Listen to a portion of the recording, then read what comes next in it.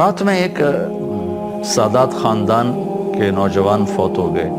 ان کی بیوی اپنی بچیوں کو لے کر سمرقند ہجرت کر گئیں کہ کوئی اسباب معیشت نہیں تھے ہرات میں. تو وہاں پتہ کیا کوئی سخی سردار ہو، تو پتہ چلا ایک مسلمان بڑا سخی سردار ہے اور ایک مجوسی آگ کا پجاری بڑا سخی سردار. تو مسلمان کے پاس گئی اور کہا کہ میں آل رسول سے ہوں، بیوہ ہوں، مسافر ہوں، میری بچیاں ہیں، مجھے ٹھکانہ چاہیے.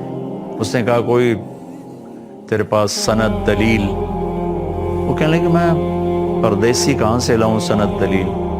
وہ کہنے لگا یہاں تو ہر آدمی کہتا میں آل رسول ہوں. تو چلی گئی مجوسی کے پاس، آگ کا پجاری، کہ میں مسلمانوں کے نبی کے خاندان سے ہوں، پردیس میں ہوں، ٹھکانہ چاہیے. اس نے ایک دم اپنے بیوی کو ساتھ بھیجا جہاں بچیاں انہوں نے مسجد میں بٹھائی تھی، لے کر اپنے گھر آ کے سمرقند ٹھنڈا علاقہ ہے، کھانا کھلایا، سلایا. رات کو مسلمان سردار نے خواب دیکھا، جنت میں خوبصورت عالیشان محل ہے سونے چاندی کا، دروازے پر اللہ کے نبی کھڑے. یہ پوچھتا یا رسول اللہ یہ محل کس کا ہے؟ تو آپ نے فرمایا یہ ایک ایمان والے کا ہے. تو انہوں نے عرض کی یا رسول اللہ میں بھی ایمان والا ہوں. تو آپ نے فرمایا اپنے ایمان پہ کوئی دلیل پیش کر. تو ایک دم گھبرا گئے. پھر آپ نے بڑے غصے سے فرمایا کہ میری بیٹی تیرے پاس چل کر آئی، تو اس سے دلیل مانگنے لگا، سند مانگنے لگا، دور ہو جا میری نظروں سے.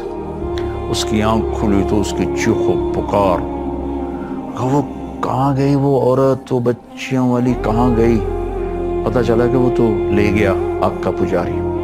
تو ننگے پاؤں ننگے سر بھاگ دوڑ دوڑ دوڑ دوڑ دروازے پہ دستک دی. وہ باہر نکلا، کیا ہوا؟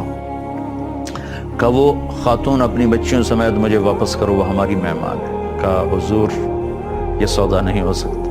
وہ کہنے لگا 300 دینار لے. 300 دینار بہت بڑی رقم تھی اس زمانے میں. کہا 300 دینار لے لو، وہ خاتون بچیاں مجھے دے دو. کہا حضور بن دیکھے کا سودا کیا تھا، اب تو دیکھ چکا ہوں، اب کیسے واپس کروں؟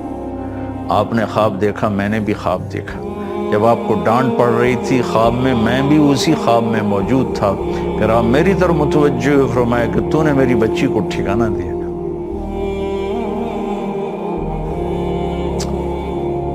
اللہ نے تیری اور تیرے سارے خاندان کی بخشش کر دی ہے اور تیرے لیے جنت کا فیصلہ کر دیا ہے.